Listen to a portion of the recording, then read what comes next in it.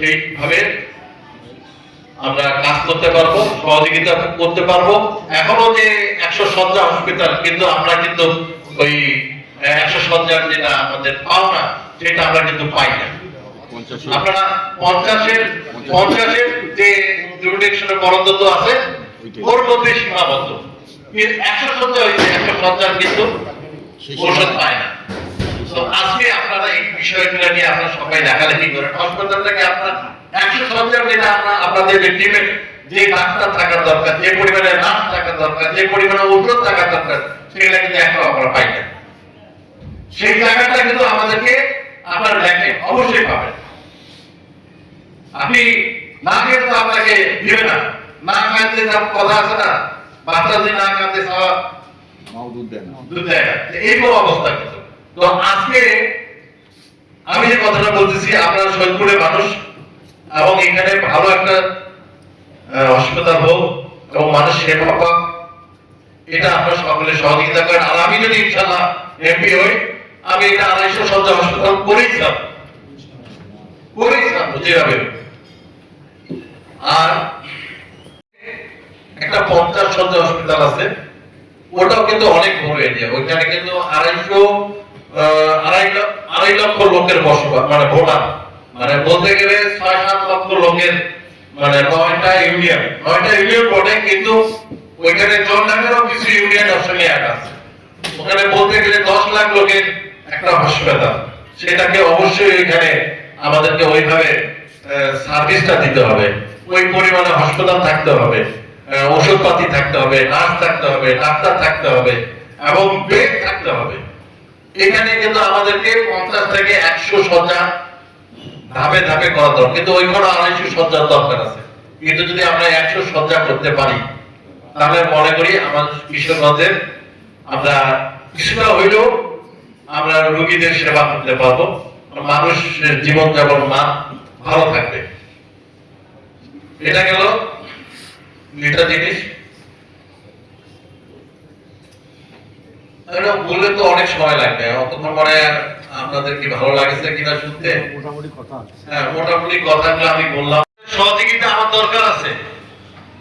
আমার ইচ্ছা আরো অনেক আছে যে তুই সিদ্দিককে ব্যবসা করে হইলে যন্ত্রণা গেল কেন, এখন তো এমপি হওয়ার দরকার, তাই না? সবার তো ওইরকম চিন্তা। আমি কিন্তু এমপি গিরি করে 10টা পয়সা এমপি আমি এখান থেকে আমি দেখিও নাই, নাড়িও নাই। আমি আমার ব্যবসা প্রতিষ্ঠান থেকে আমি ওইখানে ইনভেস্ট করি। ভাই মুক্ত বাসি থাকি লাগবে, মরি যাওয়ার তো একদিন না একদিন যাইতে হবে। তো মরি যাওয়ার পরে যদি আপনারা কোন সিদ্দিক এই ছেলেটা ভালো ছিল, আমাদের সৈয়দপুরবাসী কিশোরগঞ্জবাসীর জন্য অনেক পরিশ্রম করছে, কাজ করছে, রাস্তাঘাটে উন্নয়ন করছে, মারা গেছে, চলো সবাই মিলে মাটি দিবা যায়, ওইটাই কিন্তু আমার চাওয়া পাওয়া। এই চাওয়া পাওয়া জায়গাটা কিন্তু সবাই করা উচিত এবং সবাইকে ভালোভাবে চলতে হবে, ভালো মানুষ হিসেবে থাকতে হবে। কথা বেশি আমি বলে ফেলতেছি নাকি? আপনাদের মূল্যবান সময় নিলাম। আমার পরিকল্পনা, আমার চিন্তা ভাবনা সৈয়দপুর কিশোরগঞ্জবাসীকে আমি কিছু করে দেখাইতে চাই। এটা আমাকে সুযোগ করে দেন। আমি সুযোগ পাইছিলাম, কিন্তু 6 মাসের মধ্যে আমাকে এই সুযোগ থেকে বঞ্চিত হয়ে গেলাম। আবারও আপনাদের দয়ায় যদি আবার এই সুযোগটা আপনারা আমাকে করে দেন এবং এই জায়গায় যদি আমি সংসদ নির্বাচিত হই, আমি যে সমস্ত পরিকল্পনার কথা বলছি ইনশাআল্লাহ আমি এগুলো বাস্তবায়ন করে দেখাবো। আপনারা ভালো থাকুন। আশা করছি যে আমাকে লাঙ্গল মার্কা প্রতীক নিয়ে আমি নির্বাচনে অংশ নিতে যাচ্ছি এবং আপনারা সবাই আমার লাঙ্গল মার্কায় ভোট দিয়ে আমার হাতকে শক্তিশালী করুন, আমার জন্য দোয়া করুন। ধন্যবাদ। এটা নির্বাচন কমিশন তো দেখবে, কিন্তু এখানে কিন্তু আছে, যদি প্রথম থেকে আমি এই নির্বাচনে নামছি, প্রথম থেকে আমাকে বাধা সৃষ্টি করা হচ্ছে। আমি যাতে নির্বাচনে অংশগ্রহণ করতে না পারি এই জন্য ডিসি অফিসও আমাকে প্রোটেক্ট করছে এবং নির্বাচনী কমিশনও আমাকে মানে আপিল যেটাকে বলে আপিল করা হয়েছে, বিভিন্ন ভাবে আমাকে হেনস্থা করা হয়েছে ইলেকশনে। তো যাই হোক, আল্লাহর হুকুম, আমার কোনো ধরনের ফল্ট নাই। আমি শ্রেষ্ঠ ভ্যাট দাতা, আমার ফ্যামিলিতে 3 জন শ্রেষ্ঠ ভ্যাট দাতা এবং করদাতা। আমরা সরকারকে সেই পরিমাণে ভ্যাট দিই, ট্যাক্স দিই। আমি বর্তমানে 9 থেকে 9.5 9,460 জন আমার প্রতিষ্ঠানে লোক কাজ করে, কর্মরত আছে। এই সমস্ত লোকের কর্মসংস্থান আমি দিয়ে আসছি। ইনশাআল্লাহ ভবিষ্যতে আরো আমি কর্মসংস্থানের ইন্ডাস্ট্রি বানাবো, কর্মসংস্থানের সুযোগ আরো পাবে। তো যে কথাটা আমাকে মিস্টার ভাই বলছে, অনেক জায়গা থেকে আপত্তি আসতেছে, আমাকে জানাচ্ছে যে ধমক দেওয়া হচ্ছে, ভয় দেখানো হচ্ছে এবং ভোট সেন্টারে কিভাবে যায় সেটা আমি দেখব। এই সমস্ত উস্কানিমূলক কথাবার্তা এটা বলা হচ্ছে, আমার কানেও আসছে। আমি মনে করি হার জিত তো সব উপর আল্লাহ হাতে না। আমি কি বলতে পারবো আমি জিতবো? তা আমার মনে হয় এই সমস্ত জায়গা থেকে যারা যে সমস্ত ক্যান্ডিডেট দাঁড়াইছেন, আপনারা মনে হয় আপনারা আপনাদের জায়গা থেকে সুন্দরভাবে ভোট চান, সবাইকে ভোট দেওয়ার সুযোগ তৈরি করে দেন। একটা জায়গায় আপনারা সবাই নির্ভয়ে কিন্তু ভোট দিতে যাবেন। এখানে যারা বাধা সৃষ্টি করতে যাবে মনে করে নেবেন ওরা দুর্বল, এই জন্য ওরা ভয় ভীতি দেখাচ্ছে, এই জন্য ওরা মামলা করতেছে, ওরা দুর্বল। এই জন্য ভাই, আপনারা যারা দাঁড়াইছেন ভোটে তাদের কাছে অনুরোধ জানাই, একটা ভোট মানুষের একটা মৌলিক অধিকার এবং আমানত, তার একটা সম্পদ। এই সম্পদ কারো ছিনে নিয়েন না। এই সম্পদ ছিনে নিলে আপনিও একদিন কি হবে, এর বিচার আপনারও হবে। যাই হোক, সবাইকে ধন্যবাদ জানাই।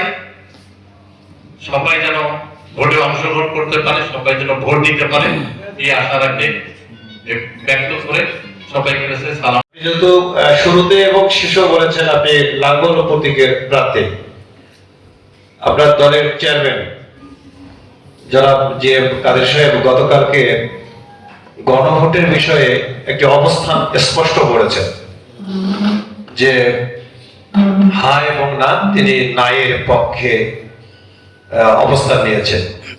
আসলে আপনি যেহেতু এখানে নির্বাচন করছেন নীলফামারী 4 আসনে, আপনার অবস্থানটা কি একটু পরিষ্কার আমরা চাই। হ্যাঁ, তো যাই হোক, জসিম ভাই প্রশ্ন করছে, ঘটনা হলো যে আমি তো ইলেকশন নিয়ে ব্যস্ত আছি। ইলেকশনের মধ্যে অনেক কৌশল আছে। আমি ইলেকশন নিয়ে ব্যস্ত আছি। আমি সৈয়দপুর কিশোরগঞ্জে মনে করেন যে 4.5 লাখ ভোট আছে। আমি 4.5 লক্ষ ভোটারের কাছে আমি ভোট প্রার্থনা করতেছি। এই বিষয়ে উপর থেকে কোনো আমার কাছে কোনো চিঠি আসে নাই, আমাদের কোনো দিক নির্দেশনা আমি পাই নাই। এই বিষয়ে আমি কোনো মন্তব্য করতে চাই না। ধন্যবাদ। আমিনুল ভাই, ধন্যবাদ জানাচ্ছি সুন্দর প্রশ্ন করার জন্য। তো আমি যখন স্বতন্ত্র প্রার্থী হিসাবে ভোট করি তখনও কিন্তু আমি লাঙ্গলের প্রার্থী হিসাবে আমি নমিনেশন চাই, না পাওয়ার কারণে কিন্তু স্বতন্ত্র প্রার্থী হই। যদি আমি লাঙ্গলের প্রার্থী হইতাম তাহলে 3 গুণ ভোটে জিততাম। কারণ কিশোরগঞ্জ আর সৈয়দপুর দুইটা কিন্তু লাঙ্গলের ঘাঁটি। বিশেষ করে কিশোরগঞ্জ। এখানে অতীতে জাতীয় পার্টি লাঙ্গল কতবার সংসদ ছিল এটা কিন্তু আপনাদের বোধগম্য আছে। আমার মনে হয় মোট 12টা সংসদ নির্বাচন হয়েছে নাকি, 12টার মধ্যে মানে 8বার এমপি ছিল জাতীয় পার্টি, তারপরে বিএনপি একবার ছিল, বাকিগুলো আওয়ামী লীগ ছিল। সেই হিসাবে সেই জায়গা থেকে আমি ধারণা করতেছি, আমি হয়তো আল্লাহর যদি হুকুম হয়ে থাকে আগেবার যে যত ভোটে জিতছি তার থেকে অনেক ভোটে আমি বেশি রেজাল্ট পাবো। ধন্যবাদ। আপনাকে নমিনেশন দেয়নি, তো এইবারও একটি অংশ, অর্থাৎ আমরা দেখলাম একজন জাতীয় পার্টির নমিনেশন সাবমিট করেছিল, সে প্রত্যাহার করেছে। তো আসলে আপনাদের দলের ভিতরে মানে জাতীয় পার্টির ভিতরে এখন লাঙ্গল প্রতীকের এটা কি আপনাদের আভ্যন্তরীণ দ্বন্দ্ব আছে কিনা, এখন সেই দ্বন্দ্বটা এখনো জিয়ে আছে কি? আমরা আমার পিছনে একটা মনে করেন যে ষড়যন্ত্র হইতেই পারে, সেই হিসাবে জাতীয় পার্টি দুইজনকে ডাকছিল, যদি কোনো কারণে আমার সমস্যা হয় তাহলে আরেকজনকে প্রার্থী করছি, বিকল্প প্রার্থী হিসেবে সব দলেই করে। তো একটা কৌশল। তো আমাদের জাতীয় পার্টিতে কোনো ভেদাভেদ নেই, কোনো ধরনের কোনো এই ধরনের কোনো যেটা প্রশ্ন করা হয়েছে সেই প্রশ্নের কোনো মানে পার্ট নাই। আমাদের এই সৈয়দপুর বিষয়ের মধ্যে জাতীয় পার্টিতে কোনো পার্ট নেই, ভবিষ্যতে ছিল না, অতীতেও থাকবে না ইনশাআল্লাহ। মাঠেও ছিলেন আমাদের স্টেডিয়াম যেটা, এটা কিন্তু আমরা দেখেছি যে কিশোরগঞ্জে কিন্তু একটা ভালো স্টেডিয়াম, গ্যালারি সম্পন্ন স্টেডিয়াম আছে, এবং আমাদের সৈয়দপুরের দৃশ্যমান না। এটা একটা বিষয়। বিষয় হচ্ছে যে আমাদের সৈয়দপুরে সাংস্কৃতিক অঙ্গনটা নাই। মানে আগে কিন্তু প্রচুর পরিমাণে নাটক চর্চা হতো, নাট্য অঙ্গনটা কিন্তু একবারে দিনে গেছে, এবং কোনো ধরনের থিয়েটার বা কোনো ধরনের কোনো কিছুই নাই। সেই ব্যাপারে আপনার কোনো পদক্ষেপ থাকে? আমরা হচ্ছে মমিনুর রাজা, আমি দৈনিক খবরের কাগজে কাজ করে আমাকে একটু তুমি হেল্প করলা, যেটা আমার মানে পরিকল্পনা ছিল হয়তো ভুলে গেছি। হ্যাঁ, তো আমি ধন্যবাদ জানাচ্ছি তোমাকে এই মানে বিষয়ে আমাকে খেয়াল করে দেওয়ার জন্য। আমি এই বিষয়ে ক্রিয়া খেলাধুলার বিষয়ে আমি কিন্তু আমাদের যে ইয়েটা আছে কি বলে স্টেডিয়াম আছে, এই স্টেডিয়ামে কিন্তু আমি কিছু কাজ করার সুযোগ তৈরি করছিলাম। মানে স্টেডিয়ামটা দুইটা পার্ট, একটা ফুটবলের আর একটা ক্রিকেটের, দুইটা জায়গা কিন্তু এখানে আছে। গ্যালারির জন্য আলাদা দুইটা পার্ট, দুইটা গ্যালারি, মানে মোট ক্রিকেটের গ্যালারি থাকবে আলাদা আর ইয়ের থাকবে আলাদা। এইভাবে কিন্তু আমরা একটা ডিজাইন নকশা করছিলাম। এখানে কিন্তু সেই সময় কিন্তু আমাকে অনেকে সহযোগিতা করছিল। আমরা কিন্তু মানে আমি ক্রীড়া মন্ত্রীর সঙ্গে সেই সময় আমি যোগাযোগ করছিলাম, তারা একটা আশ্বাস দিছিল যে এটা আমরা যেহেতু সৈয়দপুর একটা মানে গুরুত্বপূর্ণ জায়গা, এখানে একটা ভালো স্টেডিয়াম, ভালো একটা যে আন্তর্জাতিক মানে হ্যাঁ এটা করার একটা সুযোগ আছে। এবং আমাদের বিশেষ করে ক্রিকেট বান্ধব কিন্তু সৈয়দপুর, এখানে কিন্তু সৈয়দপুরের ক্রিকেট বান্ধব, এখানে কিন্তু সুনাম আছে, অনেক জাতীয় প্লেয়ার আছে আবার সৈয়দপুরে থাকে, তাদেরও চাহিদা আছে। আর ক্রিকেট, ফুটবল, আমাদের যে সমস্ত মাঠ আছে সেই মাঠগুলোকে ডেভেলপ করা এবং মাঠের যে পরিবেশ এটা ঠিক রাখার জন্য আমি চেষ্টা করব। এটা কথা দিলাম যে স্টেডিয়ামকে আমি স্টেডিয়াম হিসাবে বাস্তবায়ন করব। এবং সাংস্কৃতিক এবং শিল্পকলা একাডেমি আমাদের সৈয়দপুরে কিন্তু সাংস্কৃতিক বনালোক বেশি। আমি নিজেও সাংস্কৃতিক বনালোক, আমি গান পছন্দ করি আর কি। মোট কথা সবাই কেনা গান পছন্দ করে ভাই, হ্যাঁ, কিন্তু এটা তো মনের একটা খোড়া গান। যাই হোক, এখানে একটা ভালো সাংস্কৃতিক একাডেমি থাকবে না এমন কোনো কথা হইল? অবশ্যই যদি বাংলাদেশের সব জায়গায় থাকে সৈয়দপুরেও হবে ইনশাআল্লাহ, কথা দিলাম। ধন্যবাদ। আসসালাম।